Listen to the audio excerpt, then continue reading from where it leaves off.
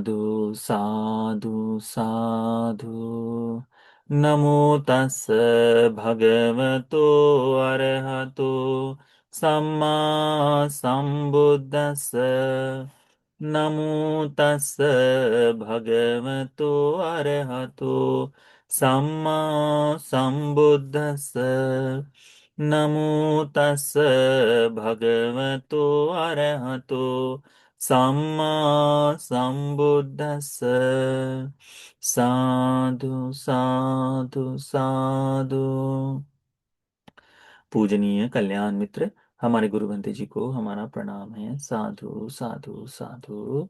श्रद्धावान उपासक उपासिकागण, आज हम लोग अभ्यास कर रहे हैं संयुक्त निकाय का, जिसमें हम लोग काश्यप संयुक्त का चीवर सूत्र हम पढ़ रहे थे। इस सूत्र में हमने अब तक दो भाग सीखे। दोनों भागों में इस तरह से विस्तार आता है कि आनंद भंते जी अपने शिष्यों के साथ में, जो नए युवक शिष्य थे उनके साथ में चारिका पर है। पर उन ये नए युवक भिक्षुओं का जो व्यवहार है थोड़ा चंचल होने के कारण, जब महाकाश्यप भंते जी के पास आनंद भंते जी आकर उनको नमन आदि करते हैं, तो आनंद भंते जी को महाकाश्यप भंते जी थोड़ा डांट देते हैं। कहते हैं कि भगवान ने किस लिए नियम बनाए हैं? तो कहते हैं इन कारणों से। तो कैसे तुम इन नए भिक्षुओं को इस तरह से लेकर घूम रहे हो कि जिस कारण से देश का अन्न भी नष्ट हो रहा है और आज कुलों की श्रद्धा भी खत्म हो रही है, तो ऐसा करना ठीक नहीं।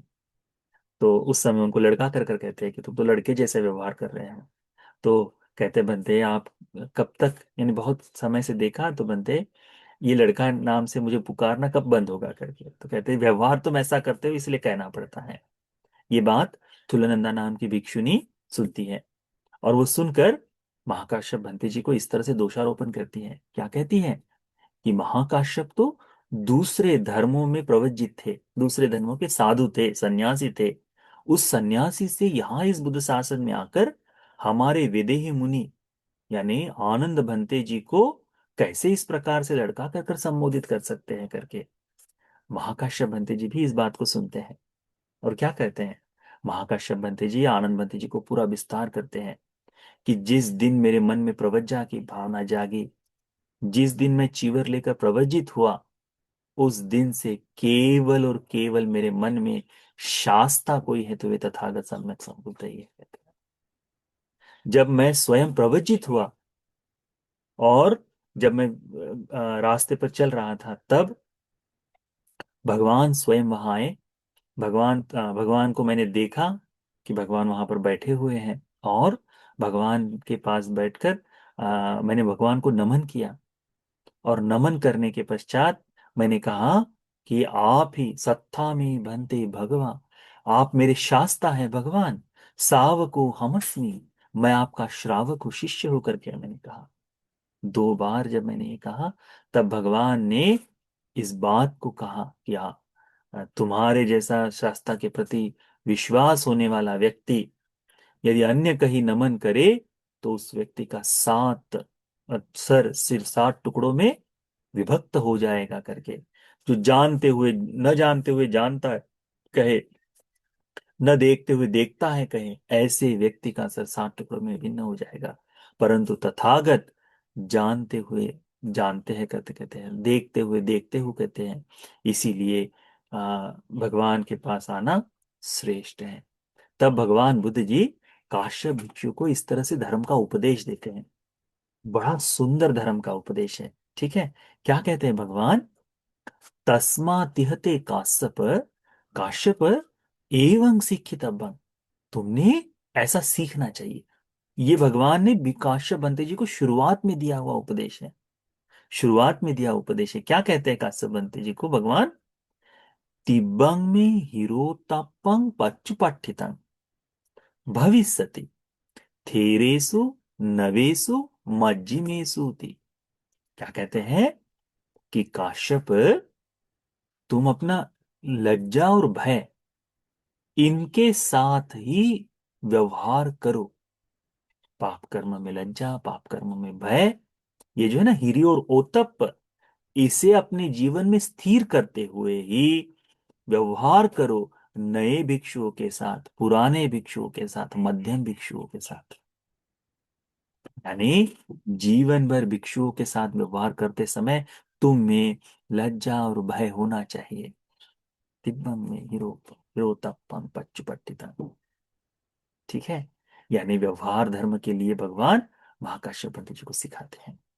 दूसरा कहते हैं तस्मात् यहते काश्यप एवं शिक्षितव्य। काश्यप, तुमने ये भी सीखना चाहिए। क्या सीखना चाहिए? यं किंचि धम्मं सुनिस्सामि कुशलूप संहिता। जो भी धर्म तुम श्रवण करो, जो कुशल धर्मों से युक्त हो, कुशल धर्म को बढ़ाने वाला हो, कुशल धर्म की ओर ले जाने वाला हो, सबंतं अट्ठिं कत्वा, सब कुछ सही से सुनकर, मनसिकरित्वा, मन को लगाकर, मन में चिंतन करते हुए, सब चेतना समन्नाहरित्वा, संपूर्ण चेतना से युक्त होकर, ओहित सो तो कान देकर सुनने वाला बनते हुए, धम्मं सुनिस्सामि, धर्म का श्रवण करो। यानी धर्म का श्रवण किस तरह से करने के लिए बताते हैं? कि जो भी कोई धर्म का उपदेश दे रहा हो, जब भी जहां भी कोई धर्म का उपदेश हो रहा हो, और वो कुशल को बढ़ाने के लिए है, कुशल को जगाने वाला है, ऐसे धर्म को मैं ध्यान से चिंतन करते हुए, संपूर्ण चेतना से युक्त होकर, मन को एकाग्र करते हुए, सुनने वाले कान को लगाकर गौरव के साथ धर्म का श्रवण करूंगा, हमेशा ही, जीवन पर्यंत का है ना। तो मैं ऐसा सुनूंगा करके काश्यप तुमने सीखना चाहिए, कहते हैं। ठीक है। तो इसको भगवान बुद्ध जी बड़ी सुंदर तरह से उनको उपदेश देते हैं, है ना। वो सीखना चाहिए करके। पहला तो क्या है कि मैं जब भी किसी नए भिक्षुओं के साथ, मध्यम भिक्षुओं के साथ, पुराने भिक्षुओं के साथ मैं व्यवहार करूं, तो मुझ में लज्जा और भय होना चाहिए। दूसरा है कि जो भी मैं धर्म का उपदेश सुनो, वह सुनने वाला उपदेश मैं मन को एकाग्र कर कर, स्थिर चित्त से कान खोलकर सुनूंगा करके। और तीसरा है, क्या है? कि सात सहगता च मे काय गता सती न विजहिष्यति थी।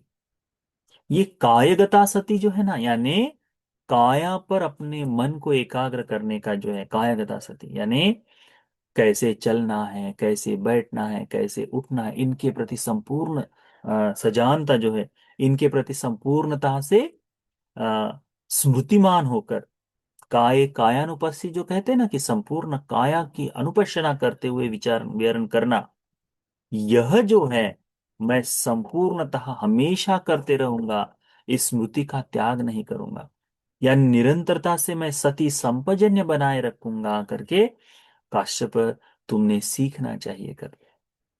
तो ये भगवान बुद्ध जी धर्म का उपदेश महाकाश्यप पंडित जी को देते हैं। अथ को मंग आओ इमि भगवा इमिना ओवादेन ओवादित्वा। आयुष्मान आनंद भगवान के इस अववाद को, ओवाद यानी अनुशासना जो कहते हैं ना, अववाद, उसको कहते हैं अववाद। अववाद शब्द को भी याद रख लो कि अववाद का मतलब होता है किसी को समझा कर बताना, सिखाना, उसको बोध कराना। ठीक है। अववाद, ओवादेन ओवदित्वा उत्थायासना पक्कामि। मैंने भगवान से इस अनुशासना को सीखकर मैं यहां से उठकर चल दिया। सत्ता हमें खाहं आओसो सरनो रठपिंडो भुंजिं।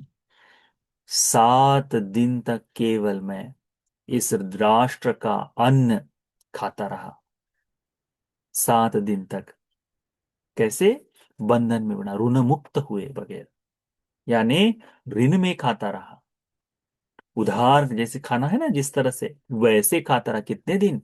7 दिन तक खाता रहा, मुक्त हुए बगैर मैं खाता रहा। फिर कहते हैं कि अठमिया अन्या उदपादे। 8वें दिन मुझ में धर्म बोध हो गया, अरहंत भाव को मैंने साक्षात कर लिया।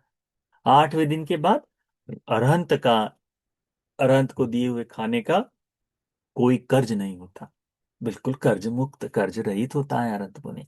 तो कहते हैं मैं 7 दिन इस देश का भोजन ग्रहण किया है, 8वें दिन मैं अरहंत हो गया कहते हैं। फिर बड़ा सुंदर भाव कहते हैं, ये सूत्र इसी के लिए सुनना चाहिए। अथको आओ सो भगवा मग्गा ओकम ये न अन्यतरंग रुक्कम मूलंग तेन उपसंकरे। तब किसी समय भगवान किसी अन्य वृक्ष के नीचे आए, ठीक है, किसी रास्ते पे भगवान आए। अथ क्वाह सो पटपिलोतकानि संघाटी चतुगुणं पඤ्ඤपित्वा भगवंतं एतद्वोच। क्या कहते हैं कि तब भिक्षु, तब आनंद मैंने मेरी टुकड़ों से बनी हुई संगाटी। दो तरह के कपड़े आते हैं 500 कुलिक में, दो तरह का भाव होता है। 500 कुलिक में एक आता है फेंके हुए कपड़ों का वस्त्र पहनना, और दूसरा आता है काटे हुए वस्त्रों को सिलाकर बनाना, ठीक है, छोटे छोटे टुकड़ों को। उसको कहते हैं पटपिलोतक, पटपिलोतक चिवर है वह, ठीक है। तो वह, तो उस संगाटी को मैंने भगवान के लिए नीचे बिछाया, और मैंने कहा इद भंते भगवान निसीदितो, भंते आप कृपया इस पर आसन ग्रहण करें। अपनी संगाटी पर भगवान को बैठने के लिए दिया।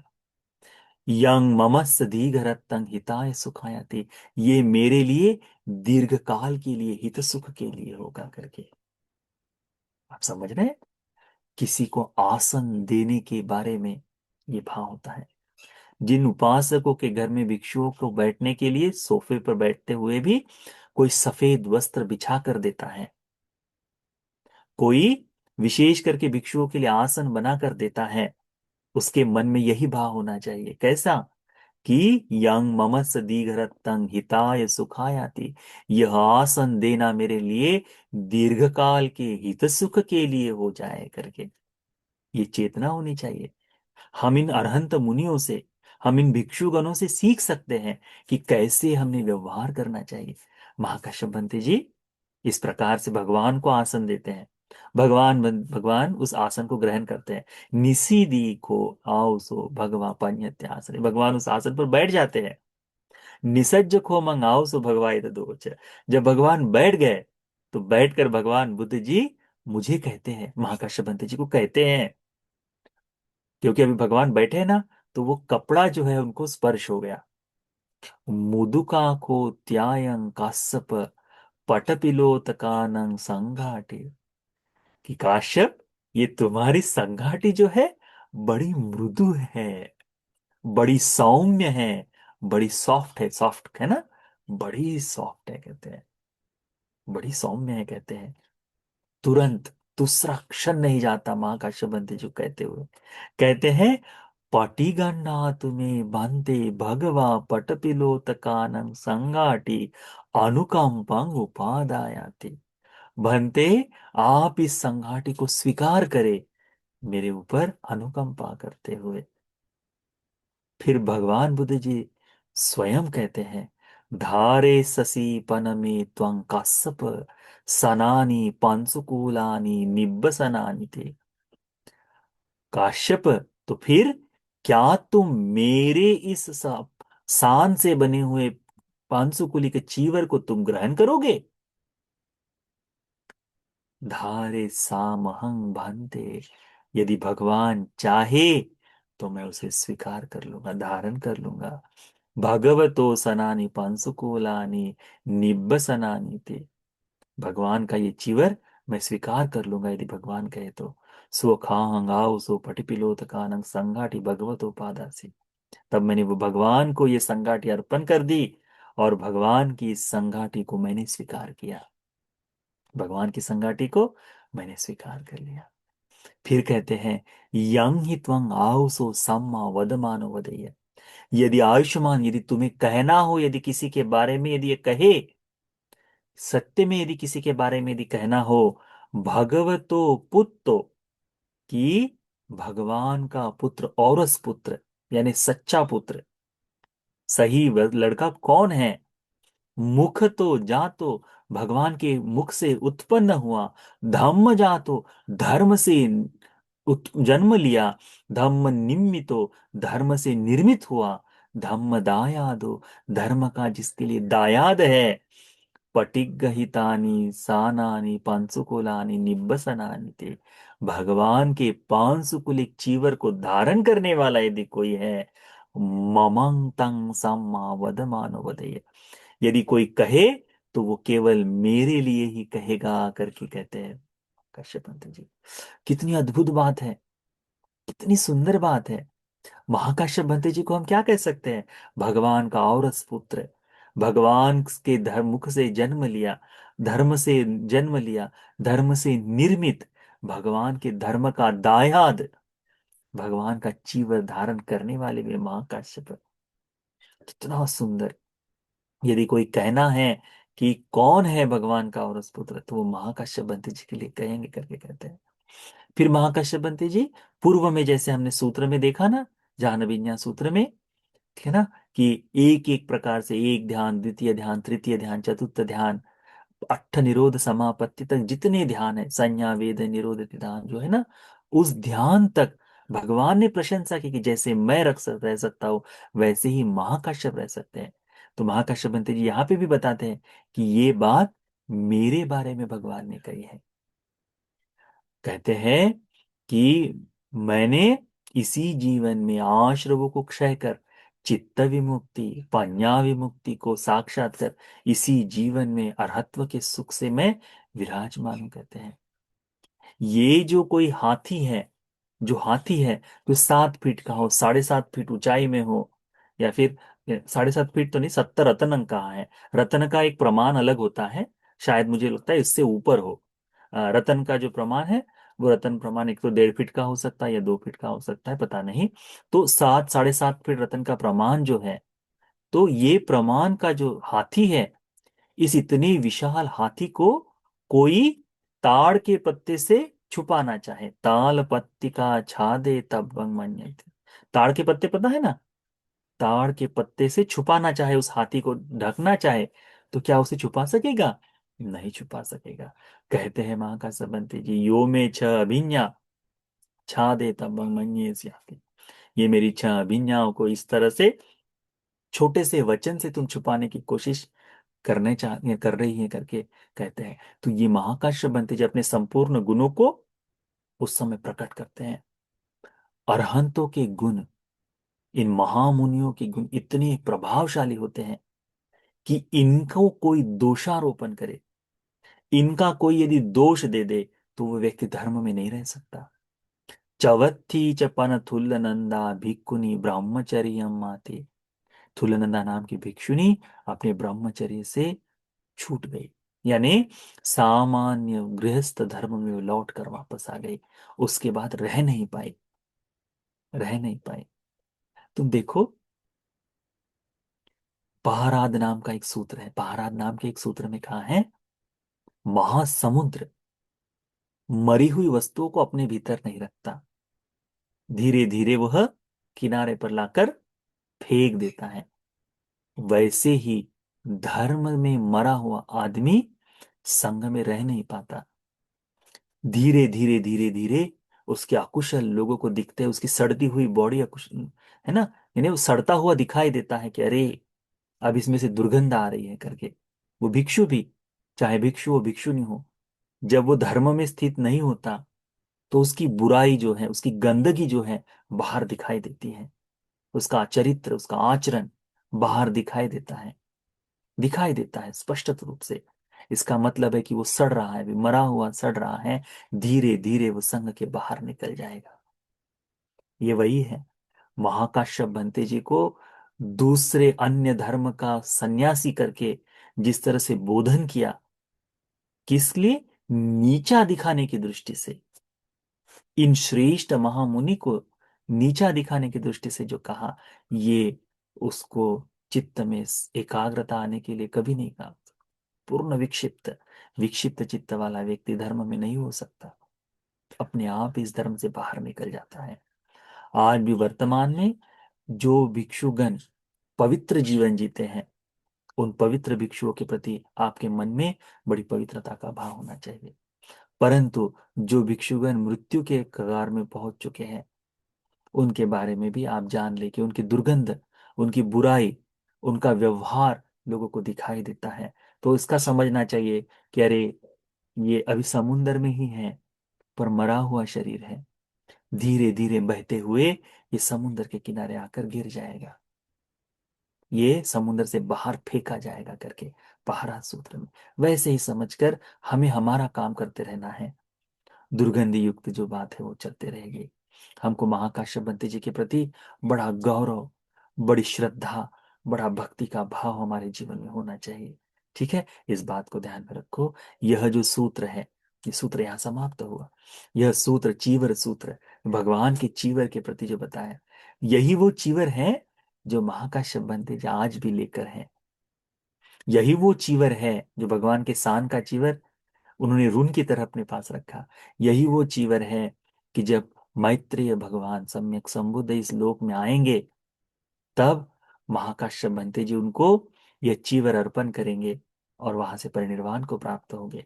ये केवल एक सांकेतिक भाव से होगा, यानी उस चीवर को हमारे मैत्रेय बुद्ध इस्तेमाल करेंगे ऐसा नहीं है, परंतु ये पूर्व के बुद्ध का चीवर है, कहते हुए एक विशाल धर्म की देशना करेंगे।